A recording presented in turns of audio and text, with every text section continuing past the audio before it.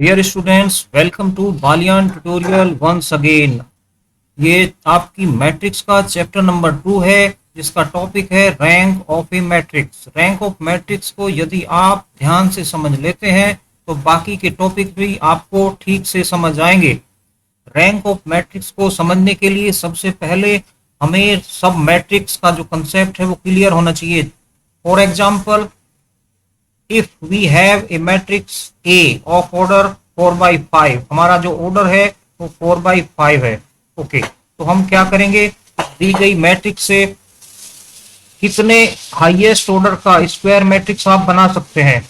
Naturally ये 4/5 है, तो आप 4/4 की हाईएस्ट ऑर्डर स्क्वायर मैट्रिक्स या स्क्वायर सब मैट्रिक्स बना सकते हैं।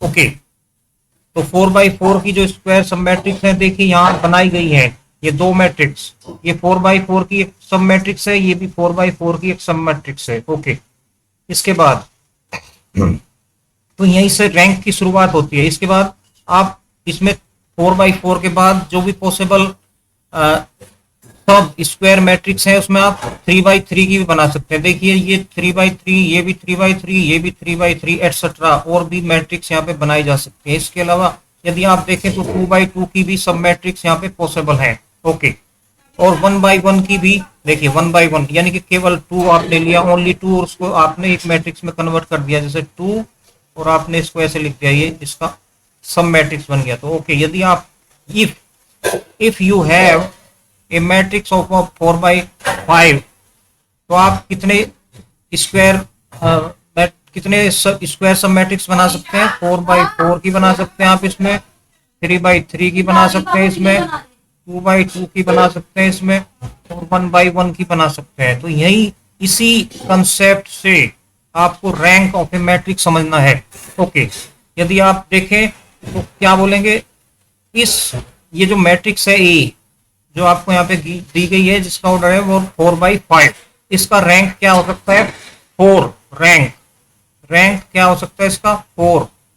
उसके लिए क्या जरूरी है, इसके लिए जरूरी है कि 4/4 की जो आपने स्क्वायर सब मैट्रिक्स बनाई है उनमें कम से कम एक 4/4 की सब मैट्रिक्स ऐसी होनी चाहिए जिसके डिटरमिनेंट की वैल्यू 0 ना हो। यदि ऐसा है तो इस मैट्रिक्स का रैंक क्या हो जाएगा, 4।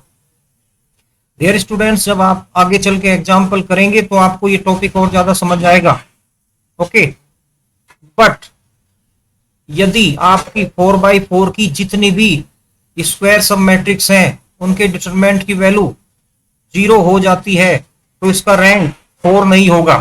फिर हम ट्राई करेंगे नेक्स्ट, इसका रैंक क्या होगा, 3, यानी कि इसका रैंक 3 हो सकता है। रैंक इसका 3 कब होगा, जब आपको जितनी भी आपने ऑल पॉसिबल 3/3 की स्क्वायर सब मैट्रिक्स बनाई है उनमें से कम एक 3/3 की मैट्रिक्स का डिटरमिनेंट वैल्यू 0 ना हो तो उसका जो रैंक है वो 3 हो सकता है। बट यदि आपने 3/3 की जितनी भी पॉसिबल स्क्वायर सब मैट्रिक्स बनाई है उनका यदि डिटरमिनेंट वैल्यू सभी का 0 आ जाता है तो इसका रैंक 3 भी नहीं होगा, तो इसका रैंक 4 नहीं होगा, इसका रैंक फिर 3 भी नहीं होगा, इसका रैंक फिर 2 होगा। यानी कि 2/2 की आपने जितनी भी ऑल पॉसिबल सब स्क्वायर मैट्रिसेस बनाई हैं उनके डिटरमिनेंट की वैल्यू यदि सभी की 0 हो जाती है तो इसका रैंक 2 नहीं होगा। बट यदि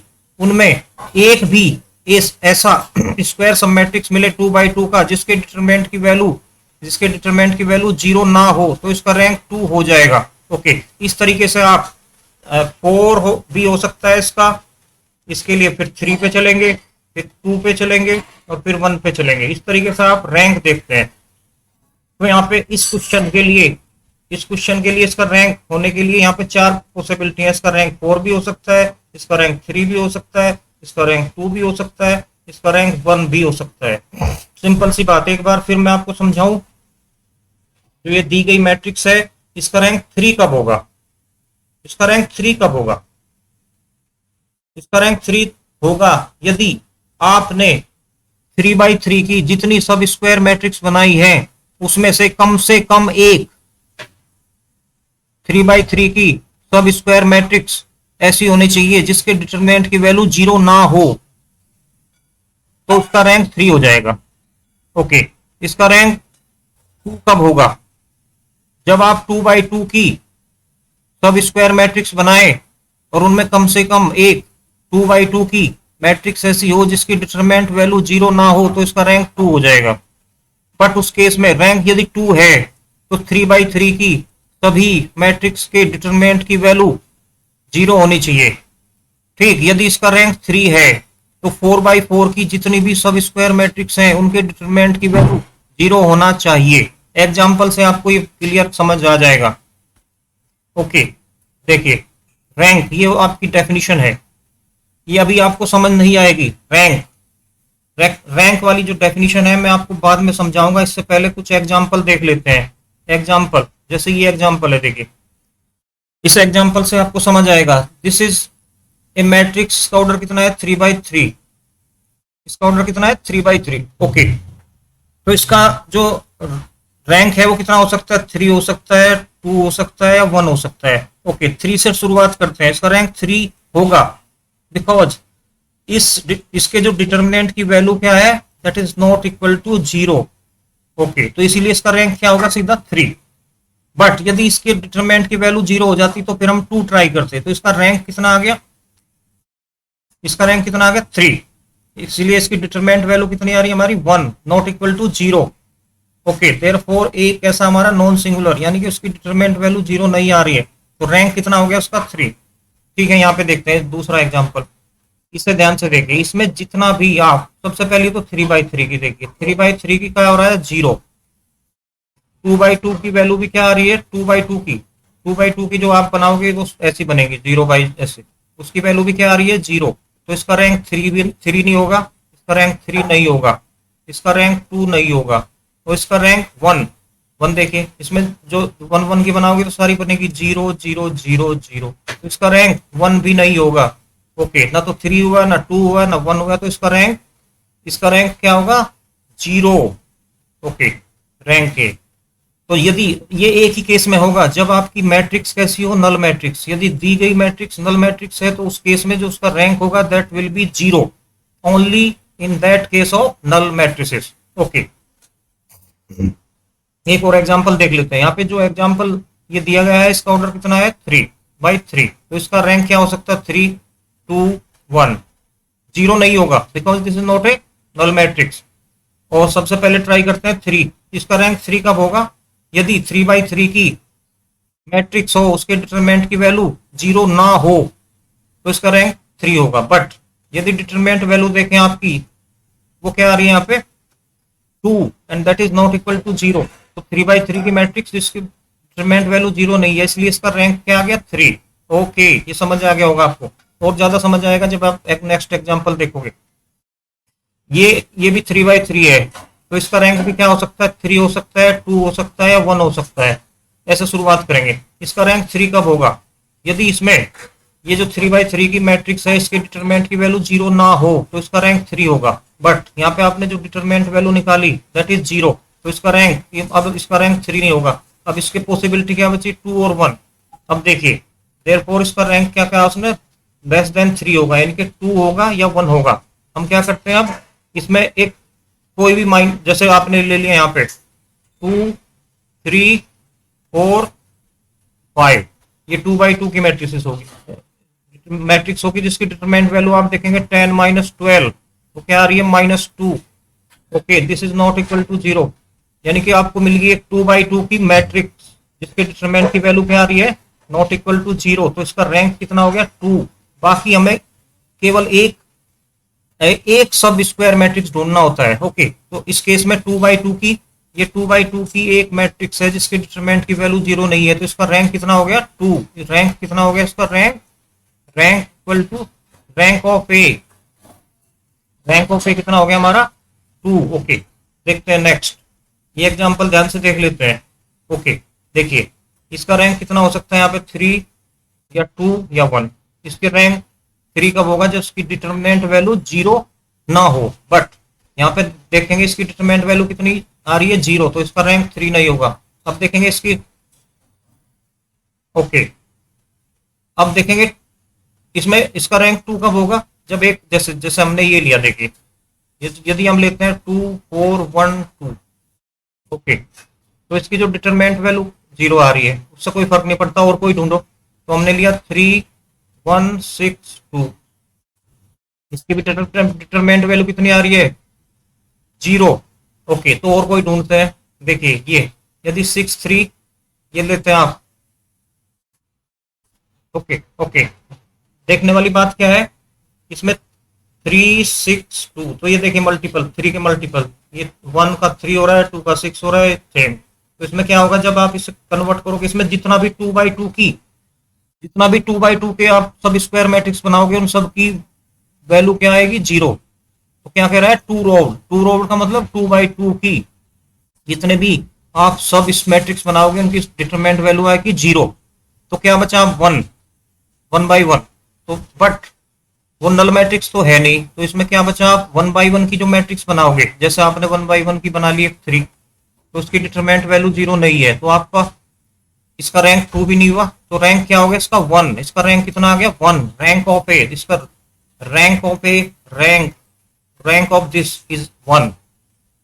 ओके, ये बहुत इंपॉर्टेंट एग्जांपल है समझने के लिए, रैंक ऑफ मैट्रिक्स को आपको क्लियर कर देगा। इसका ऑर्डर कितना है, 2/4, तो इसका रैंक कितना हो सकता है, 2 या 1। 4 से शुरू क्यों नहीं किया, बिकॉज आप जब इस सब मैट्रिक्स बनाओगे, स्क्वायर सब मैट्रिक्स, तो उसका हाईएस्ट ऑर्डर कितना होगा, 2। ओके, तो क्या देख रहे हैं यहाँ पे, be there is at least 1 minor.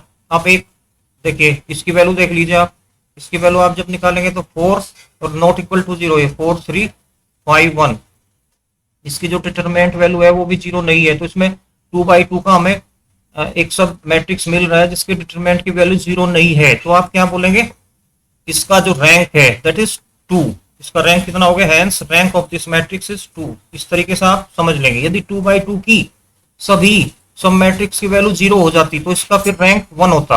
Okay, पक्का एक्लन फॉर्म ये, बट जितने भी आप न्यूमेरिकल करोगे वो इस मेथड से नहीं होंगे। आइए एक बार डेफिनेशन देख लेते हैं। अब डेफिनेशन को देख लें। डेफिनेशन, रैंक की डेफिनेशन देखिए, यदि आपकी जो मैट्रिक्स है उसका ऑर्डर m/n है, aij, ये m/n की कोई मैट्रिक्स है, ठीक, तो m और n में जो भी छोटा होगा, r की जो वैल्यू है उससे कम होगी। यदि n छोटा है तो रैंक n से छोटा होगा, यदि m छोटा है तो रैंक m से छोटा होगा। ओके, नंबर, तो वो नंबर कहां से आया, m और n से छोटा नंबर एक r, उसे क्या बोलते हैं, रैंक ऑफ ए मैट्रिक्स। यदि उसकी दो प्रॉपर्टीज जो भी आपने देखी है, कौन कौन सी properties, there is at least 1 square sub matrix of A, यानी कि आपके पास इसका रैंक r कब होगा, जब r/r की जो सब मैट्रिक्स आप बनाओगे उसमें से कम एक की जो वैल्यू है वो 0 ना हो, और बाकी r+1 और इंटू r+1 के सभी क्या हो, 0, r+1 के सभी 0 होने चाहिए। इसका रैंक जैसे 4, किसी का भी रैंक 4 कब होगा, जब 4/4 की एक सब मैट्रिक्स मिले जिसकी सब मैट्रिक्स की डिटरमिनेंट वैल्यू तो 0 ना हो, बट 5/5 के सभी क्या हो, 0। ओके, इस तरीके से ये दो प्रॉपर्टीज यहाँ पे होनी चाहिए रैंक ऑफ मैट्रिक्स की जो डेफिनेशन है उसमें। Okay, this was all about definition. इस डेफिनेशन को आप याद कर लीजिए क्योंकि कभी कभी ये एग्जाम में पूछी जाती है। इसके अलावा एक यहाँ पे एक्लन फॉर्म दी गई है। एक्लन फॉर्म क्या होती है, अभी आप देखेंगे, जो आपको मैंने तरीका बताया ये बहुत टिपिकल तरीका है, इस तरीके से क्वेश्चन सॉल्व नहीं होंगे। ये तो एक मैट्रिक्स में जो रैंक होता है, रैंक ऑफ ए मैट्रिक्स, उसको समझने के लिए आपको मैंने बताए हैं एग्जाम्पल। बट यदि आप मैट्रिक्स के जो क्वेश्चन करेंगे, जो कि एग्जाम में पूछा जाता है question find the rank of A matrix का, या ऐसे क्वेश्चन पूछा जाता है find the rank of the given matrix, तो उसमें दो मेथड है। एक तो एक्लन फॉर्म में बदल लेते हैं किसी भी मैट्रिक्स को। एक्लन फॉर्म में बदलने के लिए अभी आपको जब आगे बढ़ेंगे तो मैं तरीका बताऊंगा। सबसे पहले देखते हैं ये एक्लन फॉर्म क्या होता है। एक्लन फॉर्म में क्या करते हैं, जो दी गई मैट्रिक्स है उसमें सबसे पहले कोशिश करते हैं जो लास्ट रो है उसमें ज्यादा से ज्यादा 0 प्रोड्यूस किए जाए। ये जीरो कैसे प्रोड्यूस करते हैं, इसके लिए यहाँ पे मेथड आपको मैं बताऊंगा बाद में। इसके लिए यहाँ सबसे ज्यादा जीरो, उसके ऊपर जो रो है उस रो में उससे कम जीरो, उसके बाद धीरे धीरे आपके जीरो कम होते चले जाएंगे। इस फॉर्म को बोलते हैं एक्लन फॉर्म।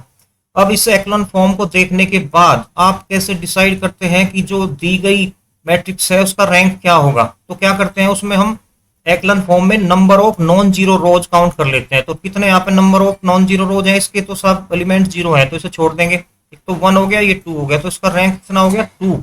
ओके, इस तरीके से इसका रैंक देखते हैं। तो रैंक को नोटेशन क्या है, रैंक ऑफ ए का जो नोटेशन है, रैंक ऑफ ए को हम रो ए से डिनोट करते हैं। जैसे इस केस में रो ए कितना हो गया हमारा 2। तो इस तरीके से आप मैट्रिक्स का रैंक कैसे फाइंड करते हैं, क्या उसकी डेफिनेशन है, इसके बारे में आपने डिटेल डिस्कशन किया।